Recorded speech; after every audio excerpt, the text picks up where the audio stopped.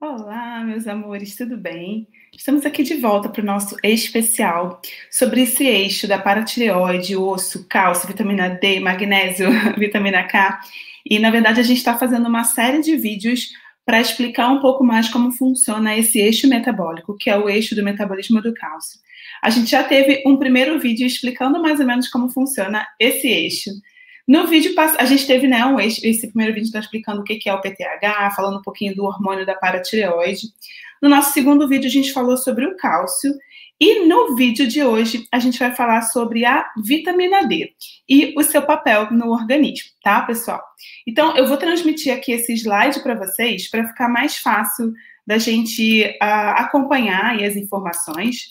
Mas eu acho muito importante sempre trazer a informação de que o objetivo desse vídeo é informação e não substituir a avaliação do médico e muito menos capacitar ninguém para fazer tratamento por conta própria, tá bom, meus amores? Eu acho muito importante vocês conhecerem sobre a vitamina D, conhecer sobre o papel no organismo, principalmente para vocês entenderem o quão é importante não usar por conta própria. Vocês vão entender sobre isso já já, tá? Mas antes, vamos falar um pouquinho sobre a vitamina D. Então, a vitamina D, ela é, na verdade, apesar de ter o nome de vitamina, ela é um pré-hormônio. E ela é sintetizada por essas células chamadas queratinócitos, que são as células que compõem a nossa pele.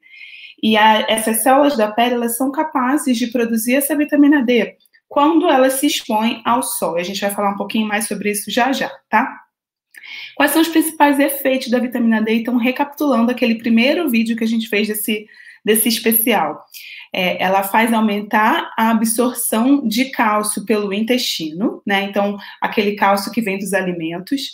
E ela também faz com que os nossos rins percam menos cálcio e fósforo. Então, a vitamina D, ela é responsável pelo nosso corpo ter uma maior capacidade de absorver o cálcio e o fósforo lá no intestino, e também por uma maior capacidade de reter isso no nosso corpo e não eliminar pela urina, tá? E ela acaba tendo esse efeito de controlar a produção do PTH, que é aquele hormônio que a gente falou nos vídeos anteriores, e também tem ações em outros sistemas que a gente vai falar mais para frente, mas é interessante lembrar que até a produção de insulina pelo pâncreas pode ser afetada, então, pela vitamina D, tá? Então, existe o que a gente chama do ciclo da vitamina D no corpo. E esse esqueminha, ele ilustra muito bem, né? Então, a gente tem ali um tracinho marrom que está escrito skin, que significa pele. Então, é como se aquilo ali fosse a pele e através do efeito da exposição do sol, o nosso corpo ele transforma o colesterol, na verdade o 7-deidrocolesterol, que é aquele colesterol formado pelo nosso próprio fígado. Um parêntese importante, a gente não precisa consumir colesterol para fazer a vitamina D, né? O nosso corpo ele produz a quantidade necessária, que é esse 7-deidrocolesterol. Esse 7-deidrocolesterol, lá naquelas células da pele, ele é transformado em colecalciferol, que é o nome que a gente dá para a vitamina D, essa primeira formada. E para que o corpo consiga reter essa vitamina D e fazer um pequeno estoque, o nosso fígado, que é aí o órgão que está embaixo, ele faz uma modificação na estrutura química dessa vitamina D, colocando um sinalizador, que é como se, que a gente chama de radical hidroxila, tá? Então, é como se fosse um sinalizador dizendo que essa vitamina D não é para ser degradada nem eliminada, é para ela ser armazenada. Então, na verdade, essa 25-hidroxivitamina D, que é o nome que a gente usa para essa vitamina D que está com esse marcadorzinho de sinalização que precisa ir para o estoque, ela, então, é dosada no sangue e é ela que diz qual é o nosso estoque do corpo, né? É ela que garante a quantidade necessária de vitamina D para o funcionamento do corpo, mesmo quando a gente não está se expondo ao sol, tá? Tanto a vitamina D que a gente consome, eventualmente, pela alimentação, ela também vai para o fígado e também vai ser marcada para poder ficar lá, tanto a de origem vegetal quanto a de origem animal. A gente vai falar um pouquinho mais sobre isso, tá? E essa 25-hidroxivitamina D é que vai ser ativada pelo rim, por aquela enzima que eu expliquei no vídeo anterior, que é estimulada pelo PTH, para a sua forma ativa, que é a 1,25 de hidroxivitamina D. Então, o rim, ele coloca uma outra sinalização hidroxila. Então, a vitamina D que é produzida na pele, ela não tem hidroxila nenhuma, então é como se ela não tivesse anteninha nenhuma. O fígado coloca uma anteninha que faz ela conseguir ser armazenada, e o rim coloca uma outra anteninha que faz com que ela tenha seu potencial efeito. A 25-hidroxi, ela tem efeito também, mas é um efeito muito leve no corpo. A quem tem um efeito realmente mais potente é a que tem duas anteninhas, que é a 1,25 de hidroxivitamina D, tá? E a gente vai falar também um pouquinho mais sobre ela já já. E aí, uma pergunta que eu sempre recebo de vocês, né? Quanto eu devo tomar de sol e como que a gente faz para ter uma exposição solar adequada para a produção de vitamina D?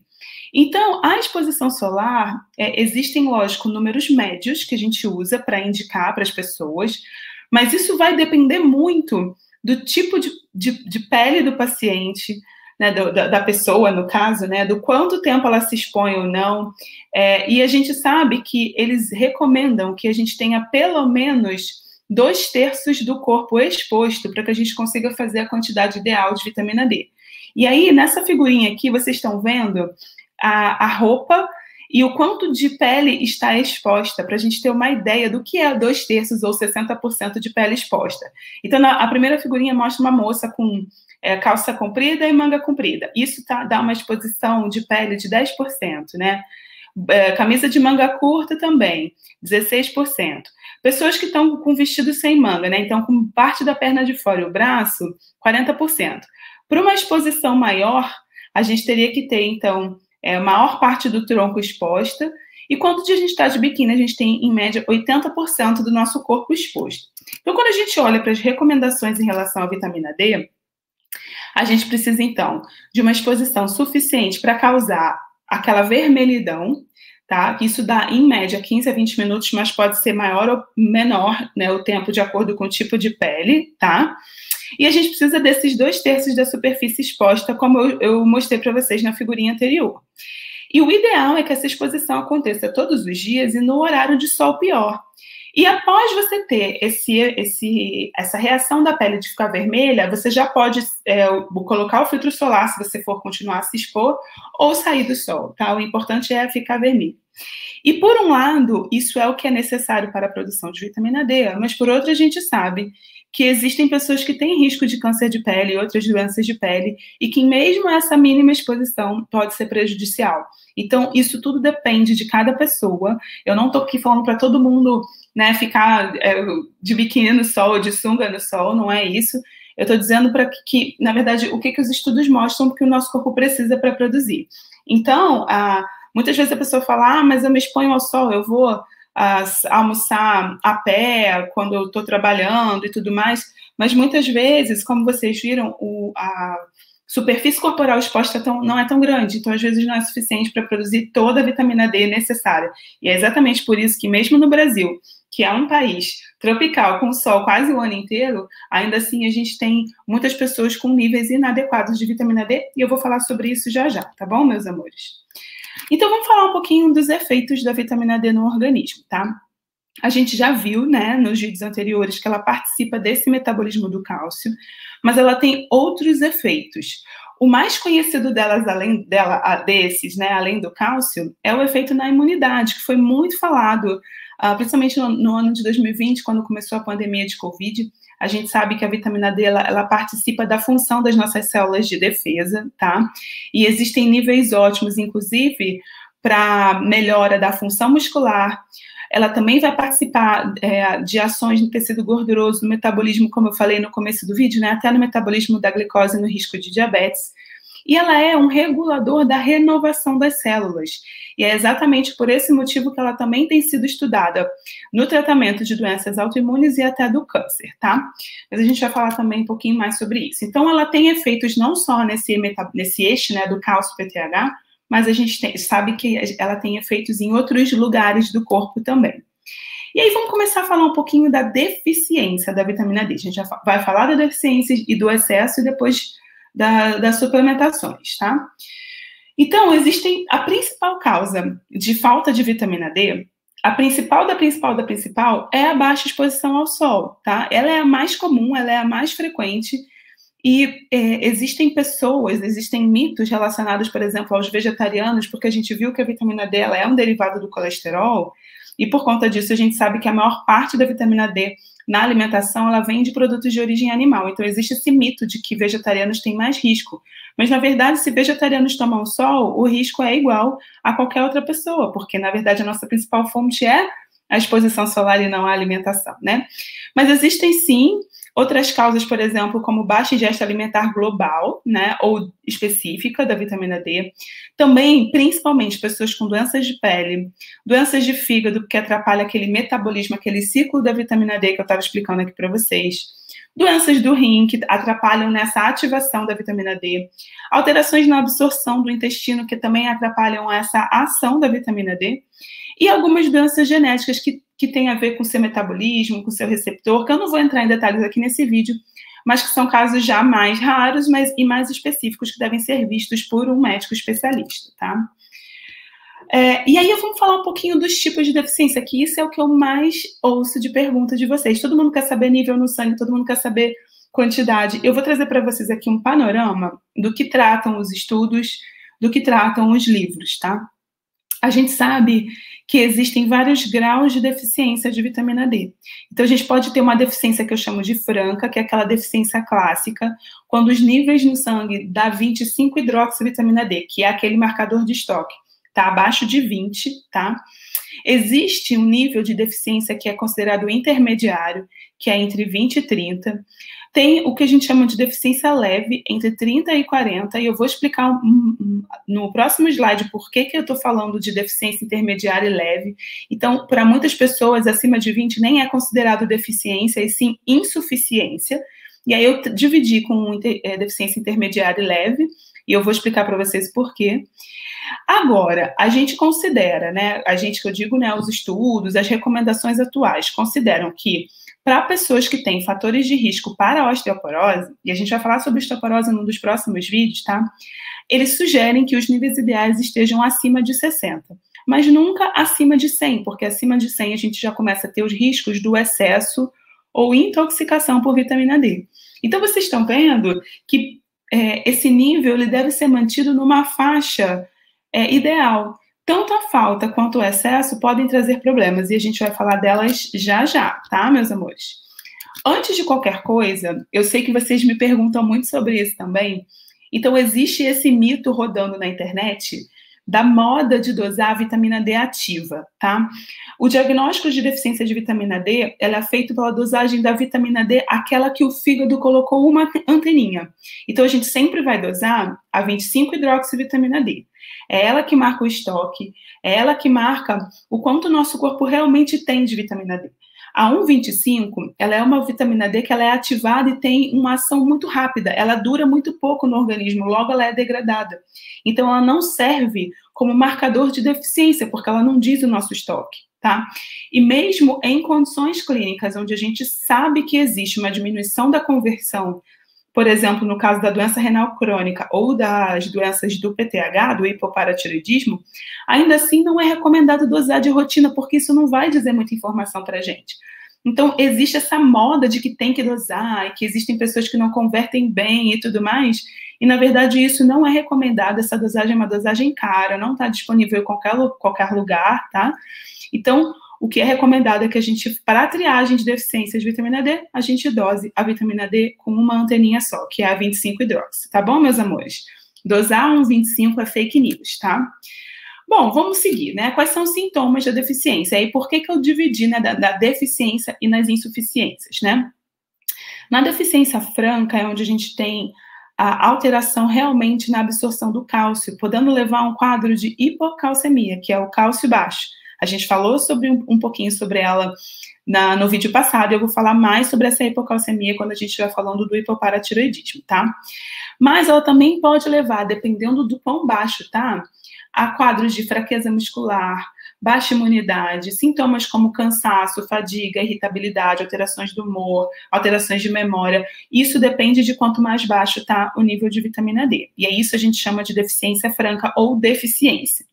Quando a gente tem uma deficiência mais leve, ou o que eles chamam de insuficiência, Pode ou não ter alterações dos níveis de cálcio, vai depender muito da ingesta alimentar, pode ou não ter alteração na imunidade, tá? Mas a gente sabe que o risco é maior. Então, por isso a gente chama de insuficiência ou deficiência intermediária.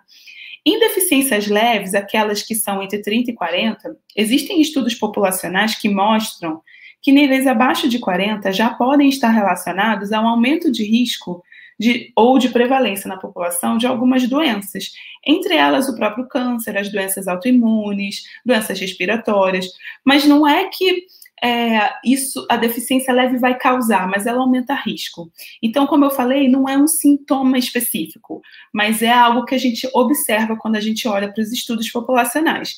Por isso que muita gente chama a deficiência intermediária, deficiência leve, de insuficiência e não deficiência, o que está correto também, tá bom, meus amores? Então, só para vocês entenderem, né? Abaixo de 20, a gente já tem a deficiência franca com todos os sintomas. Entre 20 e 40, a gente tem essa zona cinzenta em que podem aparecer sintomas ou não. E acima de 40 seriam os níveis ideais, inclusive, para prevenção de doenças, não para o tratamento, mas para a prevenção de doenças, tá bom, meus amores? Vamos falar um pouquinho, então, da hipervitaminose D ou o excesso da vitamina D, né? Então, a gente está falando aqui da falta, e eu falei para vocês que acima de 100 ou 150, dependendo da referência, isso pode trazer problemas para a saúde. Então, quais são esses problemas, né? Esse quadro que a gente chama de intoxicação por vitamina D, ele pode levar, quanto mais alto o nível de vitamina D, a um quadro de hipercalcemia, que é o excesso de cálcio no sangue, tá?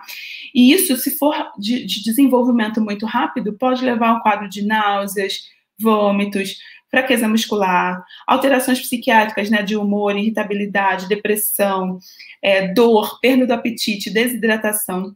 Essa hipercalcemia também pode causar uma síndrome poliúrica, ou seja, aumento do xixi, aumento da diurese e aumento da sede, que pode fazer com que a gente até confunda com um quadro de diabetes. Então, na verdade, a gente pode estar tendo um excesso de cálcio no corpo, né?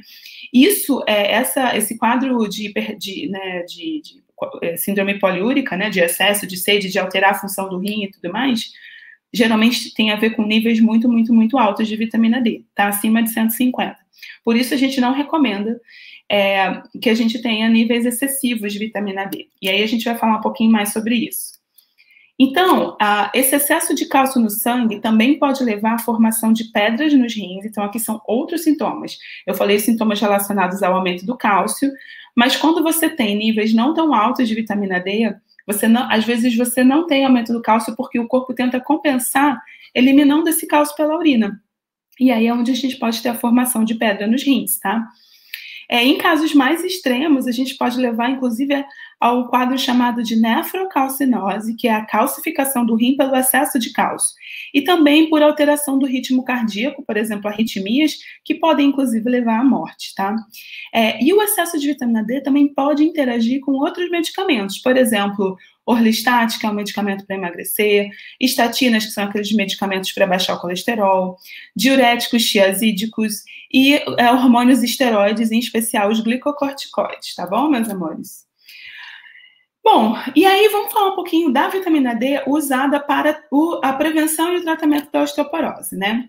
O que dizem os estudos? Então, os estudos, eles mostram que a reposição de vitamina D não reverte a osteoporose, que é o que a gente chama de desfecho final, mas pode melhorar a massa óssea, quer dizer, no caso, não vai alterar o risco de fratura, né, que são aqueles problemas relacionados à osteoporose, mas pode melhorar a massa óssea, que é o que a gente chama de desfecho intermediário, porque você está dando para o osso a matéria-prima que ele precisa para se recompor.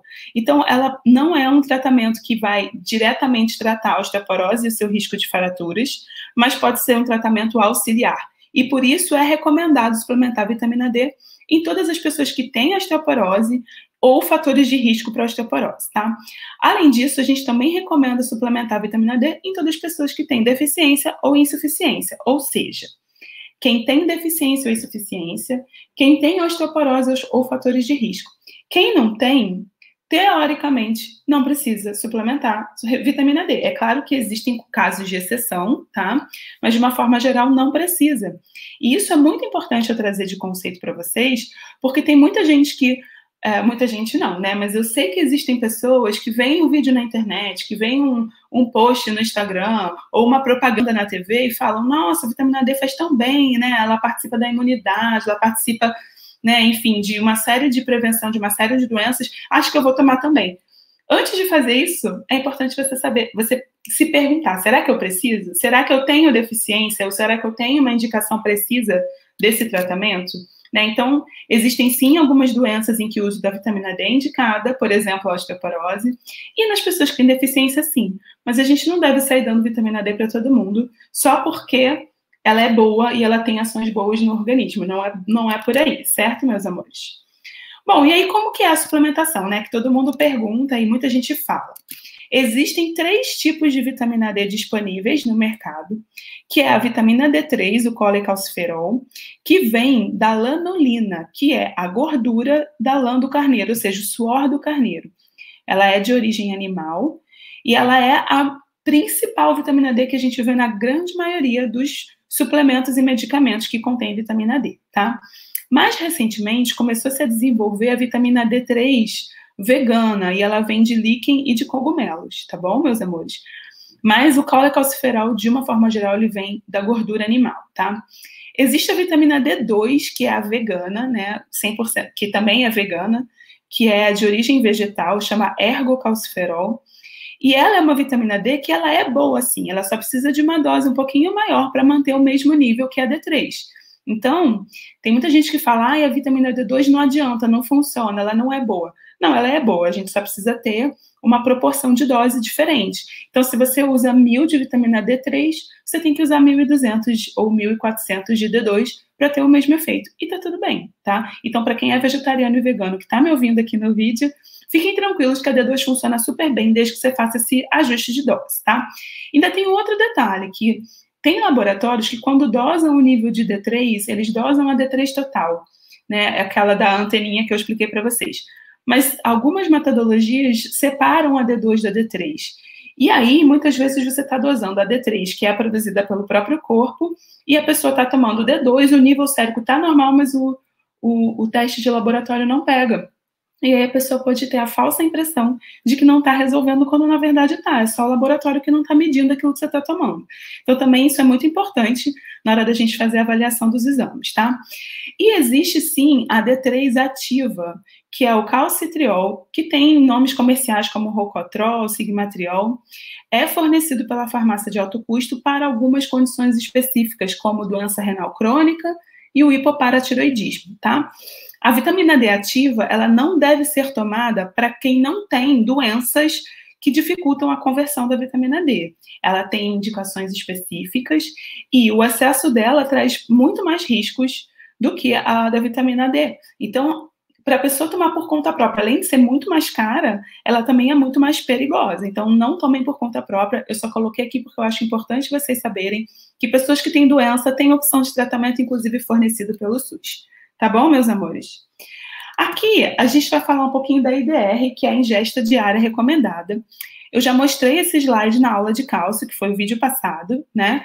E a gente vai ver que existem necessidades diárias. Eu coloquei aqui dos idosos e dos adultos jovens, que é em torno de 600 a 800 microgramas por dia, podendo chegar a níveis maiores se a pessoa tem doença. Então, isso é a necessidade de uma pessoa saudável. E a gente vê que muitas vezes, para a gente tratar uma deficiência ou para a gente conseguir subir o nível de quem tem doença, né, osteoporose, doença renal, doença de pele, às vezes a gente precisa de doses mais altas. Tá bom, meus amores? Isso aqui é só uma referência para vocês saberem qual que seria uma necessidade média, aquela que a gente produz pelo sol, quando a gente toma o sol do jeito recomendado, tá bom? Bom, para a gente finalizar, meus amores, é muito importante trazer para vocês aqui essa informação, né? O uso da vitamina D não é isento de riscos e deve ser feito sob a supervisão do seu médico. Isso porque, durante o uso, a gente monitora como estão esses níveis, a gente avalia qual é a melhor dose para aquela pessoa, né? Então, durante o uso, a gente geralmente faz esse acompanhamento dos níveis no sangue para evitar a superdosagem, a gente acompanha outros parâmetros também, e aí a gente vai encontrar qual é a dose daquela pessoa. E essa dose, ela pode variar muito, ela pode variar desde doses pequenas, às vezes pessoas com 400, 600 unidades por dia ficam super bem, e tem pessoas que precisam de doses mais altas, e aí é essa individualização que não acontece quando vocês usam por conta própria ou a dose recomendada na internet, tá? Então, eu quero pedir a vocês para que vocês tenham muito carinho, muito cuidado, e sempre que for suplementar a vitamina D, faça isso com supervisão de um médico para te acompanhar, para avaliar, para ver a necessidade, para ver a quantidade necessária, inclusive monitorar para você não ter efeitos colaterais, tá bom, meus amores? Bom, é isso, né? Mais uma vez, lembrando que o objetivo desse vídeo é trazer informação e nunca substituir a avaliação do seu médico. Eu queria agradecer muito a audiência de vocês. Se você gostou, não esquece de dar aquele joinha para mim, curtir, compartilhar com alguém que possa se beneficiar desse conteúdo, seguir o canal Endocrinologia para Todos e me acompanhar lá no Instagram, @doutora.julianagabriel. Bom, espero que vocês tenham gostado desse vídeo e eu vejo vocês no próximo vídeo, onde a gente vai falar sobre magnésio e depois vitamina K, tá bom, meus amores? Um beijo e até a próxima. Tchau, tchau.